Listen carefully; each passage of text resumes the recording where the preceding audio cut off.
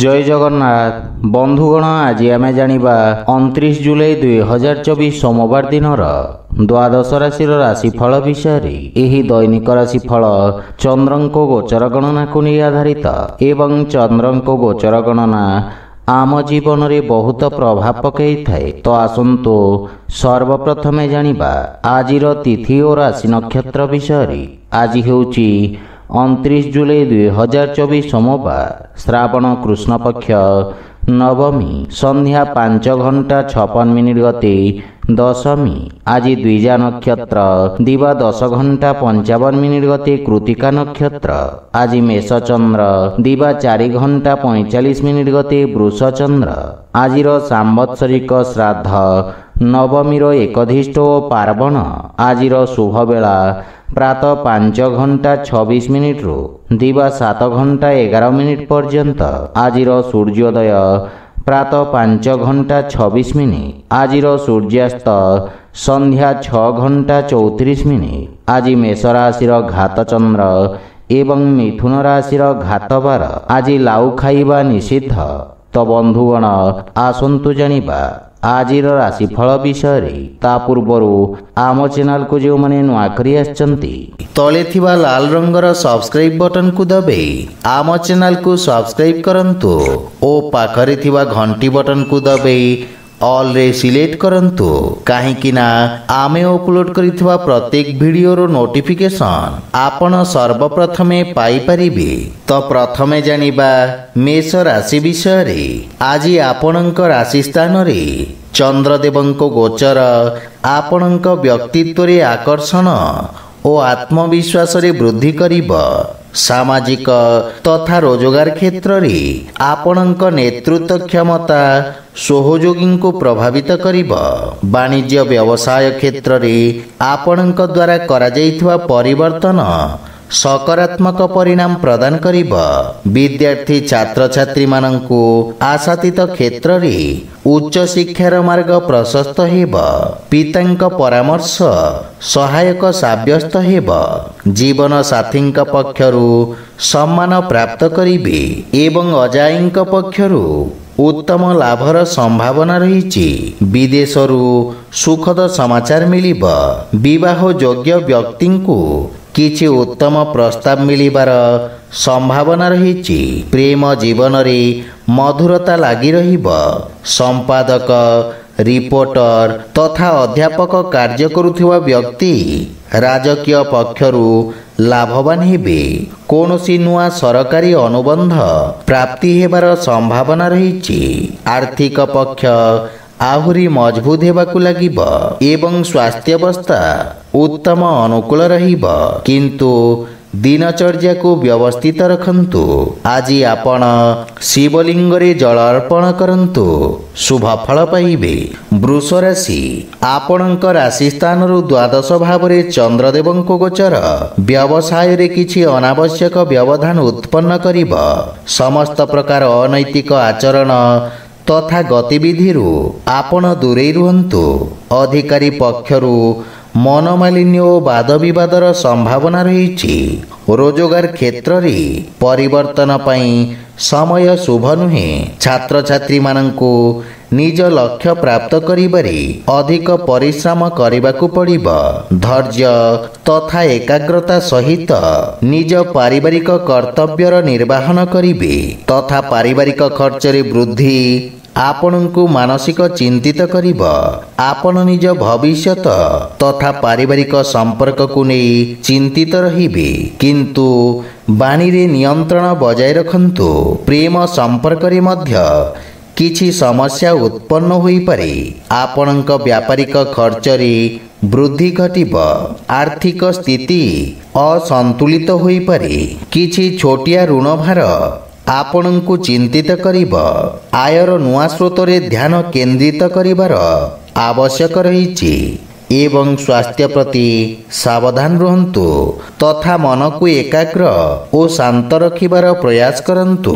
आज आपण ओम नमः शिवाय मंत्र जप करंतु शुभ फल पाइबे। मिथुन राशि आज आपणक एकादश भाव रे चंद्रदेवंको गोचर ଆପଣଙ୍କ ଲାଭର ସ୍ଥିତିରେ ବୃଦ୍ଧି କରିବ। ଆପଣଙ୍କ ଦ୍ୱାରା ପୂର୍ବରୁ କରାଯାଇଥିବା କାର୍ଯ୍ୟରେ ମାନ ସମ୍ମାନ ଓ ପଦ ପ୍ରତିଷ୍ଠାର ବୃଦ୍ଧି ହେବ। କିଛି ଅନୁଭବୀ ବ୍ୟକ୍ତିଙ୍କ ମାର୍ଗଦର୍ଶନରୁ ବ୍ୟବସାୟର ସ୍ଥିତି ଲାଭପ୍ରଦ ହେବ ଏବଂ ନୂଆ କୌଶଳର ପ୍ରୟୋଗରୁ ପରିସ୍ଥିତିକ ଅନୁକୂଳନ ପ୍ରାପ୍ତି ହେବ। ବିଦ୍ୟାର୍ଥୀ ଛାତ୍ରଛାତ୍ରୀମାନଙ୍କ ପାଇଁ ଉନ୍ନତିର ମାର୍ଗ ପ୍ରଶସ୍ତ ହେବ। ପାରିବାରିକ ଜୀବନରେ କିଛି ଶୁଭ ସମାଚାର ମିଳିବାରୁ ମନରେ ପ୍ରସନ୍ନତାର ଭାବ ରହିବ। ବଡ଼ ଭାଇଙ୍କ ପକ୍ଷରୁ ପୂର୍ଣ୍ଣ ସହଯୋଗ ପ୍ରାପ୍ତି ହେବ ଏବଂ ବୈବାହିକ ଦାମ୍ପତ୍ୟ ଜୀବନ ସୁଖମୟ ହେବ। ପ୍ରେମ ସମ୍ବନ୍ଧରେ ଉପହାର ପ୍ରାପ୍ତି ହେବ। ପ୍ରବନ୍ଧନ ଅଥବା ସମ୍ପାଦନରେ ଜଡ଼ିତ ବ୍ୟକ୍ତି ଅପ୍ରତ୍ୟାଶିତ ଲାଭ ଅର୍ଜନ କରିବେ। ଆର୍ଥିକ ପକ୍ଷ ଆହୁରି ମଜବୁତ ହେବାକୁ ଲାଗିବ ଏବଂ ପୈତୃକ ବ୍ୟବସାୟ ସମ୍ବନ୍ଧିତ ବ୍ୟକ୍ତିଙ୍କୁ ଲାଭ ମିଳିବ ତଥା ଆପଣ ଊର୍ଜାବାନ ଓ କର୍ମଠ ରହିବେ। ଲମ୍ବା ସମୟରୁ ଦେଖାଦେଉଥିବା ସ୍ୱାସ୍ଥ୍ୟ ସମସ୍ୟାରୁ ମୁକ୍ତି ମିଳିବ। ଆଜି ଆପଣ ଅସହାୟ ଲୋକଙ୍କୁ ସାହାଯ୍ୟ କରନ୍ତୁ, ଶୁଭ ଫଳ ପାଇବେ। କର୍କଟ ରାଶି, ଆପଣଙ୍କ ଦଶମ ଭାବରେ ଚନ୍ଦ୍ରଦେବଙ୍କ ଗୋଚର ଆପଣଙ୍କୁ କିଛି ଉତ୍ତମ ରୋଜଗାର ସମ୍ବନ୍ଧିତ ଅବସର ପ୍ରଦାନ କରିବ। ଆପଣଙ୍କ ଦ୍ୱାରା କାର୍ଯ୍ୟକ୍ଷେତ୍ର ତଥା କାର୍ଯ୍ୟପ୍ରଣାଳୀରେ କରାଯାଇଥିବା ପରିବର୍ତ୍ତନ ଆପଣଙ୍କ ପଦ ପ୍ରତିଷ୍ଠାରେ ବୃଦ୍ଧି କରିବ। ନୂଆ ବ୍ୟବସାୟର ପ୍ରାରମ୍ଭ ପାଇଁ ସମୟ ଉତ୍ତମ ରହିଛି ଏବଂ ବ୍ୟବସାୟରେ ସ୍ଥାୟିତ୍ୱ ପ୍ରାପ୍ତି ହେବ। ଆପଣଙ୍କ ସଂଗଠନ ତଥା ନେତୃତ୍ୱ କରିବାର ଅଦ୍ଭୁତ ଶକ୍ତିର ବିକାଶ ହେବ। ବିଦ୍ୟାର୍ଥୀମାନେ ନିଜ ଭବିଷ୍ୟତର ଆବଶ୍ୟକତା ଅନୁସାରେ ବ୍ୟବସାୟ ତଥା ତାହାର ଅନୁରୂପ ଆବଶ୍ୟକ କୌଶଳର ଚୟନ କରିବେ। ପିତାଙ୍କ ସମ୍ବନ୍ଧରେ ସୁଧାର ହେବ ଏବଂ ଜୀବନସାଥୀଙ୍କ ସହିତ କିଛି ଗୃହ ଉପକରଣ କ୍ରୟ କରିବାରେ ବ୍ୟସ୍ତ ରହିବେ। ପରିବାରରେ ସୁଖଦ ବାତାବରଣ ଲାଗି ରହିବ। ସନ୍ତାନ ଆପଣଙ୍କ ମାର୍ଗଦର୍ଶନର ଅନୁସରଣ କରିବେ। ବଡ଼ ଭାଇଙ୍କ ମାର୍ଗଦର୍ଶନ ଲାଭକାରୀ ସିଦ୍ଧ ହେବ। ପ୍ରେମ ଜୀବନରେ ଅଧିକ ଉପେକ୍ଷା ମତଭେଦର କାରଣ ହେବ ତଥା ଆର୍ଥିକ ସ୍ଥିତି ସୁଦୃଢ଼ ହେବାକୁ ଲାଗିବ ଏବଂ ଆୟର ନୂଆ ସ୍ରୋତର ନିର୍ମାଣ ହେବ। ସ୍ୱାସ୍ଥ୍ୟାବସ୍ଥା ଉତ୍ତମ ଅନୁକୂଳ ରହିଛି କିନ୍ତୁ ଅନାବଶ୍ୟକ ଯାତ୍ରା କରନ୍ତୁ ନାହିଁ। ଆଜି ଆପଣ ରୁଦ୍ରାଷ୍ଟକ ପାଠ କରନ୍ତୁ, ଶୁଭ ଫଳ ପାଇବେ। ସିଂହ ରାଶି, ଆପଣଙ୍କ ନବମ ଭାବରେ ଚନ୍ଦ୍ରଦେବଙ୍କ ଗୋଚର ଆପଣଙ୍କ ପାଇଁ ଭାଗ୍ୟବର୍ଦ୍ଧକ ରହିବ। କୌଣସି ସମାଜ କଲ୍ୟାଣକାରୀ କାର୍ଯ୍ୟରେ ଆପଣଙ୍କ ସହଭାଗିତା ବୃଦ୍ଧି ପାଇବ ଏବଂ ରୋଜଗାର କ୍ଷେତ୍ରରେ ସଫଳତାକୁ ପ୍ରାପ୍ତ କରିବେ। ଆପଣଙ୍କ ପରାକ୍ରମ ତଥା କର୍ମଠ ସ୍ୱଭାବର ପ୍ରଶଂସା ହେବ। କଳା ତଥା ମନୋରଞ୍ଜନ କ୍ଷେତ୍ରରେ ସମ୍ବନ୍ଧିତ ବ୍ୟକ୍ତିଙ୍କ ଖ୍ୟାତିର ବିସ୍ତାର ହେବ। ବିଦ୍ୟାର୍ଥୀମାନଙ୍କୁ ବନ୍ଧୁମିତ୍ରଙ୍କ ସହଯୋଗ ମିଳିବ ଏବଂ ବିଦେଶରୁ କିଛି ଶୁଭ ସମାଚାର ମିଳିବାରୁ ମନ ପ୍ରସନ୍ନ ରହିବ। ବଡ଼ ଭାଇଙ୍କ ବିଶେଷ ସହଯୋଗ ଆପଣଙ୍କ ଉନ୍ନତିର କାରଣ ହେବ ଏବଂ ପରିବାରର ସୁଖ ସମୃଦ୍ଧି ପାଇଁ ଆପଣ ବ୍ୟୟ କରିବେ। ଜୀବନସାଥୀଙ୍କ ସମ୍ପର୍କରେ ମଧୁରତା ଆସିବ। ମାତାଙ୍କ ପକ୍ଷରୁ ସମସ୍ତ ପ୍ରକାର ସହଯୋଗ ପ୍ରାପ୍ତି ହେବ। ପ୍ରେମ ଜୀବନରେ ନବୀନ ସମ୍ବନ୍ଧ ସ୍ଥାପିତ ହେବ ଏବଂ ଆର୍ଥିକ ସ୍ଥିତି ପୂର୍ବ ଅପେକ୍ଷା ଆହୁରି ସୁଦୃଢ଼ ହେବାକୁ ଲାଗିବ ଏବଂ ଏହା ସହିତ ଆକସ୍ମିକ ଧନଲାଭର ମଧ୍ୟ ଯୋଗ ରହିଛି। ସେୟାର ମାର୍କେଟ ଆଦିରେ ନିବେଶ ଲାଭଦାୟକ ସିଦ୍ଧ ହେବ କିନ୍ତୁ ସ୍ୱାସ୍ଥ୍ୟାବସ୍ଥାର ବିଶେଷ ଧ୍ୟାନ ରଖନ୍ତୁ। ଆଜି ଆପଣ ଗୋପାଳ ସହସ୍ର ନାମର ପାଠ କରନ୍ତୁ, ଶୁଭ ଫଳ ପାଇବେ। କନ୍ୟା ରାଶି, ଆପଣଙ୍କ ରାଶି ସ୍ଥାନରୁ ଅଷ୍ଟମ ଭାବରେ ଚନ୍ଦ୍ରଦେବଙ୍କ ଗୋଚର କାରଣରୁ ଆପଣଙ୍କୁ ଆକସ୍ମିକ ସମସ୍ୟାର ସାମ୍ନା କରିବାକୁ ପଡ଼ିବ। କାର୍ଯ୍ୟକ୍ଷେତ୍ରରେ କାର୍ଯ୍ୟର ଅଧିକତା ବା ଅସାମଞ୍ଜସ୍ୟ ସ୍ଥିତି ମାନସିକ ଚିନ୍ତାର କାରଣ ହେବ। ଛାତ୍ରଛାତ୍ରୀମାନଙ୍କୁ ନିଜ ଲକ୍ଷ୍ୟ ପ୍ରାପ୍ତ କରିବା ପାଇଁ ଅଧିକ ସଂଘର୍ଷ କରିବାକୁ ପଡ଼ିବ ଏବଂ ଭାଇ ଭଉଣୀଙ୍କ ସମ୍ପର୍କରେ ମନୋମାଳିନ୍ୟର ସ୍ଥିତି ଦେଖାଦେବ। ଜୀବନସାଥୀଙ୍କ ସହଯୋଗ ଆପଣଙ୍କ ପାଇଁ ସହାୟକ ହେବ। ପରିବାରର କୌଣସି ସଦସ୍ୟଙ୍କ ସହିତ ଛୋଟିଆ କଥାରୁ ମତଭେଦର ସମ୍ଭାବନା ରହିଛି। ଦୈନିକ ଦିନଚର୍ଯ୍ୟାରେ ବ୍ୟବଧାନ ଦେଖିବାକୁ ମିଳିବ ଏବଂ ପ୍ରେମ ଜୀବନରେ ପରସ୍ପରର ଭାବନାକୁ ସମ୍ମାନ କରିବା ଦ୍ୱାରା ସମ୍ପର୍କରେ ଘନିଷ୍ଠତା ଆସିବ। ବ୍ୟବସାୟିକ ତଥା ରାଜକୀୟ କର ଭଳି ଖର୍ଚ୍ଚ ଆପଣଙ୍କ ଆର୍ଥିକ ସନ୍ତୁଳନକୁ ଖରାପ କରିବ। ସେଥିପାଇଁ ଅନାବଶ୍ୟକ ଆର୍ଥିକ ଦେବାନେବାରୁ ଆପଣ ଦୂରେଇ ରୁହନ୍ତୁ। ରୋଗ, ବିଷ ଏବଂ ଶତ୍ରୁଠାରୁ ସାବଧାନ ରୁହନ୍ତୁ। ଆଜି ଆପଣ ମହାମୃତ୍ୟୁଞ୍ଜୟ ମନ୍ତ୍ରର ପାଠ କରନ୍ତୁ, ଶୁଭ ଫଳ ପାଇବେ। ତୁଳା ରାଶି, ଆପଣଙ୍କ ରାଶି ସ୍ଥାନରୁ ସପ୍ତମ ଭାବରେ ଚନ୍ଦ୍ରଦେବଙ୍କ ଗୋଚର। ଆପଣଙ୍କ କାର୍ଯ୍ୟକ୍ଷେତ୍ରରେ କୌଣସି ମହିଳା ସହଭାଗୀଙ୍କ ସହଯୋଗରୁ କାର୍ଯ୍ୟକ୍ଷେତ୍ରରେ ଦେଖାଦେଉଥିବା ଅବରୋଧ ଦୂର ହେବ। ସରକାରୀ କ୍ଷେତ୍ର, ଓକିଲାତି ତଥା ଜନସମ୍ପର୍କ ସମ୍ବନ୍ଧିତ ବ୍ୟବସାୟୀଙ୍କୁ ବିଶେଷ ଲାଭ ମିଳିବ। ବାଣିଜ୍ୟ ବ୍ୟବସାୟରେ ଆପଣଙ୍କୁ ସଫଳତା ପ୍ରାପ୍ତି ହେବ ଏବଂ କୌଣସି ନୂଆ ଉଦ୍ୟମ ପ୍ରାରମ୍ଭ କରିବା ପାଇଁ ସମୟ ଉପଯୁକ୍ତ ରହିଛି। ଶିକ୍ଷା କ୍ଷେତ୍ରରେ ଛାତ୍ରଛାତ୍ରୀମାନଙ୍କୁ ନୂତନ ଅବସର ମିଳିବ। ଜୀବନସାଥୀଙ୍କ ସହିତ କରାଯାଉଥିବା ବ୍ୟାପାରରେ ଲାଭ ପ୍ରାପ୍ତି ହେବ ଏବଂ ପାରିବାରିକ ସୁଖ ସମୃଦ୍ଧିରେ ବୃଦ୍ଧି ହେବ। ସନ୍ତାନ ପକ୍ଷରୁ ବିଶେଷ ସଫଳତା ମିଳିବ ଏବଂ ପରିବାର ସଦସ୍ୟଙ୍କ ପୂର୍ଣ୍ଣ ସହଯୋଗ ଆପଣଙ୍କ ଉପରେ ଲାଗି ରହିବ।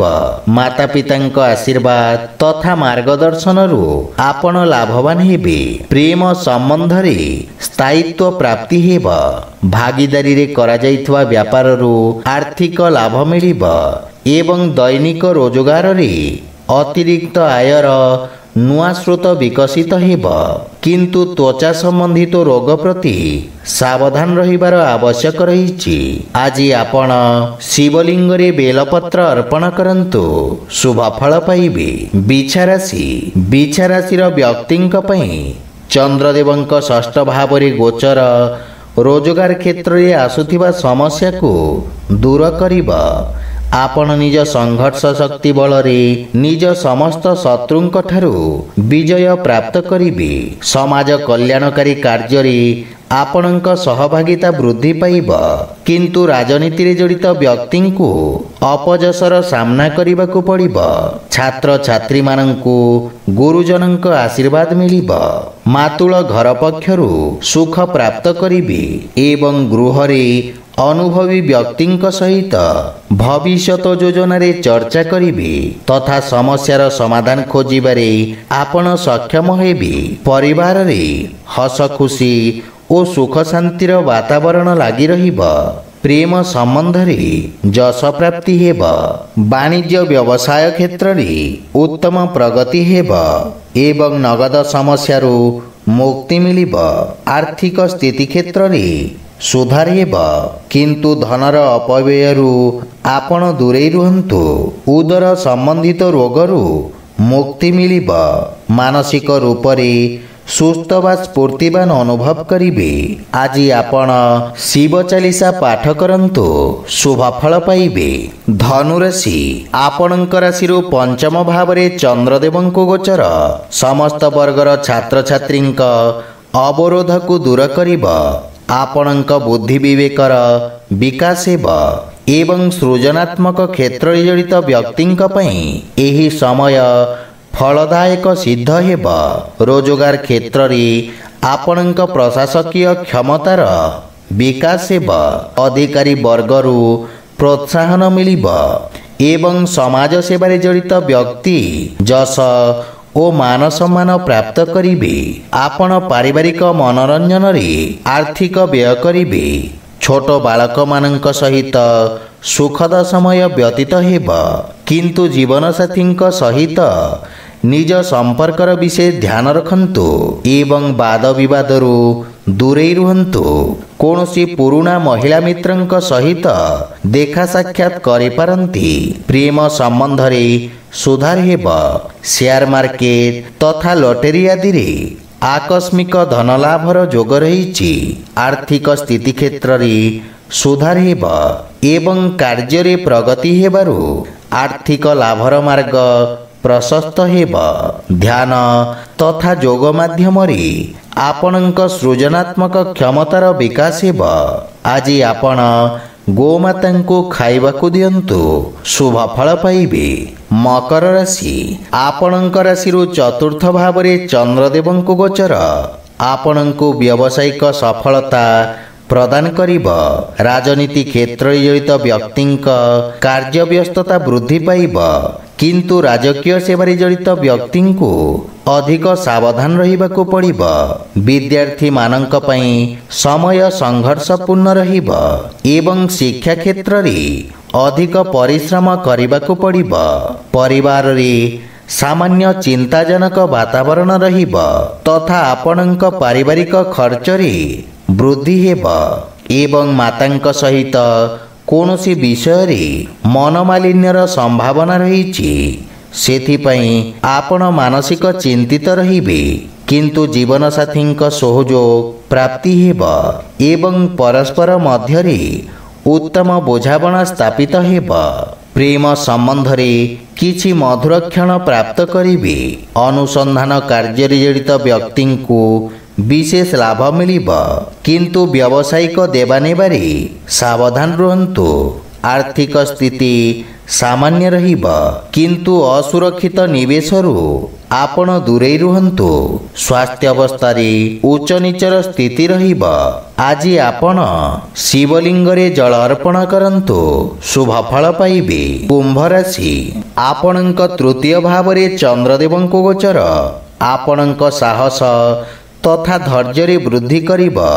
ସାମାଜିକ କାର୍ଯ୍ୟରେ ଆପଣଙ୍କ ଯୋଗଦାନର ପ୍ରଶଂସା ହେବ ଏବଂ ରୋଜଗାର କ୍ଷେତ୍ରରେ ଆପଣ ସମସ୍ତ କାର୍ଯ୍ୟକୁ ନିଜ ଅନୁଭବ ଦ୍ୱାରା ସଫଳତାପୂର୍ବକ ସମ୍ପନ୍ନ କରିବେ। ବ୍ୟବସାୟୀ ବର୍ଗଙ୍କ ପାଇଁ ଏହି ସମୟ ନୂଆ ଯୋଜନାକୁ କ୍ରିୟାନ୍ୱିତ କରିବାର ଉତ୍ତମ ସମୟ। ରାଜନୀତିରେ ଜଡ଼ିତ ବ୍ୟକ୍ତିଙ୍କୁ ବନ୍ଧୁମିତ୍ର ତଥା ସହଯୋଗୀଙ୍କ ସମର୍ଥନ ପ୍ରାପ୍ତି ହେବ। ବିଦ୍ୟାର୍ଥୀମାନଙ୍କୁ ସଞ୍ଚାର ମାଧ୍ୟମରେ କୌଣସି ସୁଖଦ ସମାଚାର ମିଳିବ ତଥା ଭାଇ ଭଉଣୀଙ୍କ ସମ୍ପର୍କରେ ସୁଧାର ଆସିବ ଏବଂ ପରିବାରରେ ଆପଣଙ୍କ ସମ୍ମାନ ବୃଦ୍ଧି ପାଇବ। ମାତା ପିତାଙ୍କ ସେବା କରିବାର ଅବସର ମିଳିବ ଏବଂ କାର୍ଯ୍ୟବ୍ୟସ୍ତତା ମଧ୍ୟରେ ଜୀବନସାଥୀ ତଥା ସନ୍ତାନଙ୍କ ପାଇଁ ସମୟ ବାହାର କରିପାରିବେ, ଯାହାଫଳରେ ମନରେ ପ୍ରସନ୍ନତାର ଭାବ ରହିବ। ସଙ୍ଗୀତ ତଥା ଲେଖନ କାର୍ଯ୍ୟରେ ଜଡ଼ିତ ବ୍ୟକ୍ତିଙ୍କୁ ଆର୍ଥିକ ଲାଭ ମିଳିବ। ଭବିଷ୍ୟତ ପାଇଁ କିଛି ସଞ୍ଚିତ ଯୋଜନାରେ ନିବେଶ କରିବେ। ବ୍ୟବସାୟରେ ଲାଭର ସ୍ଥିତି ନିର୍ମାଣ ହେବ, କିନ୍ତୁ ସ୍ୱାସ୍ଥ୍ୟାବସ୍ଥା ସାମାନ୍ୟ ରହିବ। ଆଜି ଆପଣ ପକ୍ଷୀଙ୍କୁ ଦାନା ଖାଇବାକୁ ଦିଅନ୍ତୁ, ଶୁଭ ଫଳ ପାଇବେ। ମୀନ ରାଶି, ଆପଣଙ୍କ ରାଶିରୁ ଦ୍ୱିତୀୟ ଭାବରେ ଚନ୍ଦ୍ରଦେବଙ୍କୁ ଗୋଚର ବାଣୀରେ ମଧୁରତାର ସଞ୍ଚାର କରିବ। ଆପଣଙ୍କ ସାମାଜିକ କ୍ଷେତ୍ରର ବିସ୍ତାର ହେବ।